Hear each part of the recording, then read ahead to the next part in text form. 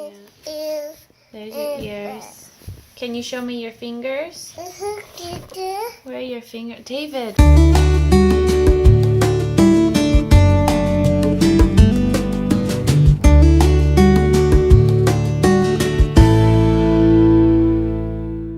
Hey everyone, and welcome to another vlog for Cranio Family Vlogs, where every day in the month of September we are tackling a question that we have received about craniosynostosis. We're doing this because September is Craniofacial Awareness Month, and we wanted to do something to spread a little bit of the knowledge that we've gained over the last 5 years. So today's video is about how to talk to children about craniosynostosis. Now there's 2 parts to this video, and they're all going to be summed up to one, but for the very first part, we're going to talk about how do you talk to children who don't have cranio about their friends who may have cranio? And the first part with this is if the child decides to start talking about cranio, it's not always very visible. It's not always noticeable to other kids or even other adults. It really depends on the type they have.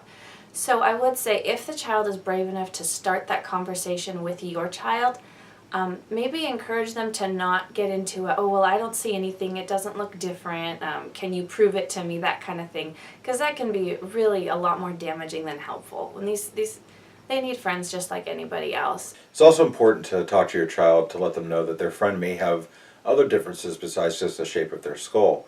Craniosynostosis, as you guys have learned throughout this month, has a lot of different effects and a lot of different syndromes that cause craniosynostosis. So there may be other things that your child is focusing on other than just the shape of the child's head. It may be, some extra fingers or different shape of hands or things along those lines. And it's important to talk about those things as well and identify that that's just part of everything that child has going on. It's not necessarily a bad thing, nor is it scary. It's just part of who that child is. And it's also important to remember that especially if there are significant differences, the outside might look different, but they will feel very much the same way as any other child, and emotions matter, feelings matter. And finally, when talking to your child about another child who has craniosynostosis, and this is coming from the heart of a cranio dad and a cranio mom to your hearts as other parents, it's very important that you focus on the things that are the same. Our daughter loves to run and play tag and laugh and giggle and climb and do all sorts of things that all of her peers are doing. And it's sometimes utterly heartbreaking to be watching the playground and there's a group of new kids that see our daughter and they all give our daughter that look, and we all know that look all too well, and our hearts break a little bit each time. And then they want to run away screaming from a child, and they want to play monster, and it's always our daughter who's the monster. But it's important to focus on the things that our children share. Encourage your child to befriend. Encourage your child to go climbing or playing on the swings or going up and down the slides or just interacting with the cranio kid. It is unbelievably harsh to see as an outsider looking in what happens on playgrounds more often than not. And it's our job as parents to start opening that doorway. So talk to your kids about the similarities, get them involved, have them play with the other child, let them know that it's going to be okay. It's not something they can catch, and that all this uniqueness actually makes this kid pretty cool. And so we're going to talk a little bit more about, specifically if you are a parent of a cranio child, some tips and some ideas of what could help you in helping your cranio child kind of understand who they are and what kind of makes them different. Now, because Zoe is only 5 going on 13, we haven't really had a lot of direct conversations with Zoe about her craniosynostosis. There are some things that have come up in time to time, especially after the aforementioned trips to playgrounds, where she looks a little downtrodden or a little hurt, and we have to explain to her that it's okay. But outside of those moments and things like that, we really haven't had any direct conversations with Zoe this time. But we're taking that into account with some of the information that we're passing on to you today. And so the first thing would be to think about your own memories as parents, the things that you've gone through with procedures and doctors and anything that has kind of been related to cranio. There's much more of a chance that you've remembered it in much more clarity than your child ever will, especially if they've gone through these surgeries as infants and as young babies. They won't remember any of this. And so it is important to remember that as you're talking with them, a lot of maybe the pain or fear that you remember going through that, they won't even remember that. And so for them, it really won't be nearly as traumatic to be hearing about it as it will for you to be telling about it. Along with that, you also need to remember that your child's going to grow with the stories that you tell them. So make sure that you're sharing what is not only age appropriate but emotionally appropriate for the child.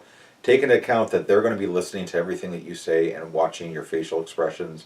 And as they grow older, as they hear these stories more and more, they're going to start to embody the way that you're projecting who they were and the way that you're projecting how you were. I'm not saying to hide your fear or hide your anguish that you felt while your child was going through surgery, but what I am saying is to focus on the good parts. Focus on how fast they recovered. Focus on how vibrant they were and how they made people laugh. Make those the focal points of the stories that you tell as they grow, and filter in a lot of the fear to let them know how much that your love for them has impacted how scared you were and why. But only do that when they get to be older. And so there has been a book recently written within the last few years by the founders of the company Cranio Care Bears. I know we have talked about it a little bit in past videos, but it is a great nonprofit that supports families who have cranio babies while they're going through usually their first surgery. And but this is the book that they have written, and it's called Sweet Cranio Child, and it is a really, really sweet story. I would definitely recommend, especially as your child gets a little bit older and can understand more of what's going on, to check it out and look through the way that they have presented it and how encouraging and affirming it is to be hearing about the differences, but to not really be scared of them, to be understanding that it's part of their identity, it's part of who they are, and it's what helps make them strong.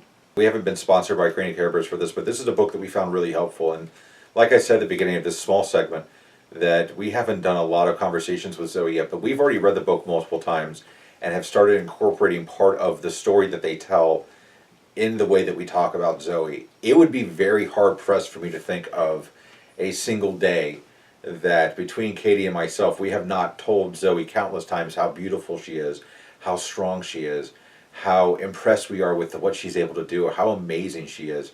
And a lot of that just comes from good parenting, but we are learning that we need to enforce that a little bit stronger because of what Zoe has been through in preparation for the conversations that are going to come. And so I hope these have helped you a little bit in deciding how you want to talk to your child about either their own cranio or about a friend who has cranio. And thank you so much for listening. If you have any more tips to help out with kind of extending this conversation for other cranio parents and other parents who are interested, please leave them in the comments and let us know what has worked for you, especially if you have older cranio kids, things that have really helped to further relationships with your kids. And thank you so much for stopping by. If you want to hear more about our story and our journey with craniosynostosis, you can check out our blog, which is craniofamilyblog.com. And we will see you tomorrow.